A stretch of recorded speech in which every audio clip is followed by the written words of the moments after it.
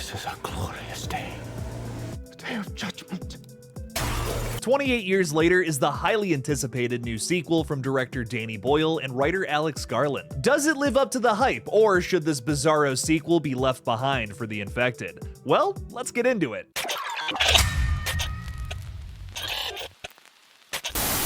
Hey everybody, I'm Killjoy Jake, and instead of having friends, I have horror movies. In 28 years later, it's been almost 3 decades since the Rage virus escaped from a biological weapons laboratory. Still living in a ruthlessly enforced quarantine, some have found ways to exist amid the infected. One such group of survivors lives on a small island connected to the mainland by a single heavily defended causeway. When one of them decides to venture into the dark heart of the mainland, he soon discovers a mutation that is spread to not only the infected, but the other survivors as well. I am beyond shocked by 28 years later. This is a major departure from what we've known so far from this franchise and definitely finds its own unique footing. There are some terrifying art house style visuals, some emotional storylines, and even some comedic moments. Like what? Although the dour apocalyptic feel of the original is nowhere near as strong in this one, there is this epic and visceral story being set up that feels like a bold new direction. The best part is, it's still very effective. That can be felt immediately from the tone-shifting opening here. The dark comedy of watching a room full of children get attacked by the infected while watching Teletubbies is pretty unexpected off the bat. It's a great juxtaposition and this scene is effective, but it's such a departure from the earth-shatteringly brutal openings of the previous 2 films. It works in its own unique way, it's just not exactly what I was expecting from this particular franchise. And even though there are many darkly funny moments throughout this entire flick, it still finds ways to be terrifying. The film quickly introduces some new kinds of infected that have seemingly evolved over the years in different ways. First of all, there's now slow zombies in this flick, which is like chef's kiss to me. I've always felt that zombies of both speeds are terrifying for totally different reasons. If it's the relentlessness of the slow zombie or the terror of being chased by something you can't reason with. There are sequences here that capture both of those feelings, and it's really impressive to see that in just one single zombie movie. I've never seen a movie like this that could do both. We also see the infected working together to hunt animals in the forest in these inconsequential yet horrific sequences through a bright red night vision filter. Those scenes are some of the most terrifying in this entire franchise. We see the infected be even more primal and animalistic than they ever have here, and it is hard to watch. There are an unbelievable amount of beheadings and spine rips like it's the Predator. You're thinking, oh, they're only gonna do that once, and then they do it like 100 more times. I do like that the film is constantly reminding you that these are infected people, not shambling corpses like the typical toxic zombie. 28 years later explores the humanity of the infected in this film that may work for some, less for others, but I enjoyed it quite a bit. It seems to be a major focus of this upcoming trilogy. Speaking of which, prepare yourself for a lot of loose ends. I feel like I can't even properly review this movie because it's clearly chapter 1 to a massive ongoing story. It feels like the first part of an odyssey following the young character of Spike, discovering what's really happening in his limited and quarantined world. Something else you're gonna want to prepare for is another major tone shift right at the last 5 minutes. If you thought some of the things happening in the opening scene were a little goofy for this franchise, the last 5 minutes are so out there it almost completely lost me. And I like weird shit.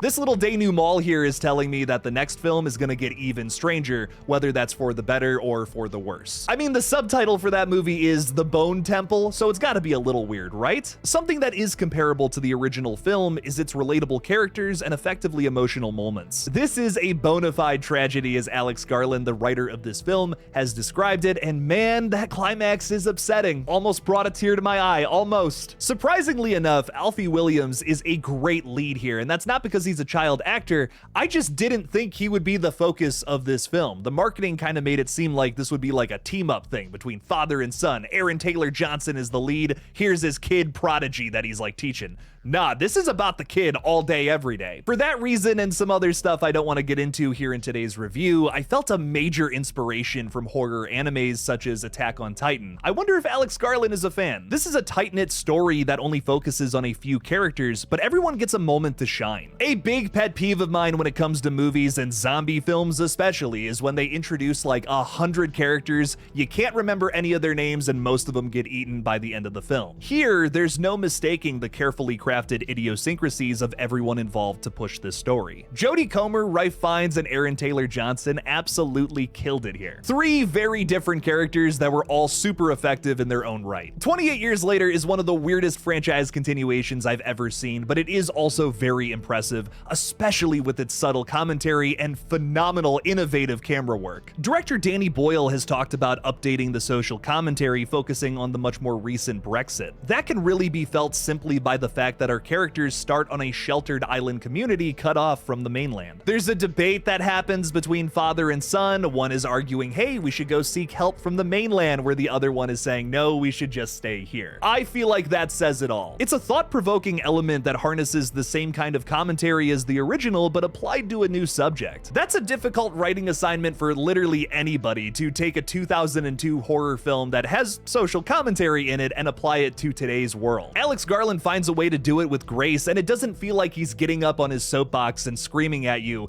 like in his 2022 film Men. I kid, of course. I love Alex Garland. I think he is writing some of the better horror films of the last couple of decades, without a doubt. I think Ex Machina and 28 Days are still probably my favorites from his catalog, but this one and Civil War, man, melted my face. And we have to talk about the experimental cinematography here. They do the poor man's bullet time, as director Danny Boyle describes it, for nearly every kill involving a bow and arrow, but I never got sick of it. If you don't know what bullet time is, here's that one scene from The Matrix. So imagine that, but an arrow going through a zombie skull, and you're seeing like this 180-degree semicircle with all this blood spraying in every direction. It is disgustingly awesome. I also have to praise the choppy editing of this film. That's usually a negative thing, but if we're going for 2002 cinema, that's absolutely what they did back in the early thousands. This editor understood that. I also think for a horror film, choppy editing's not such a bad thing. It typically adds to the tension. Think the Saw movies.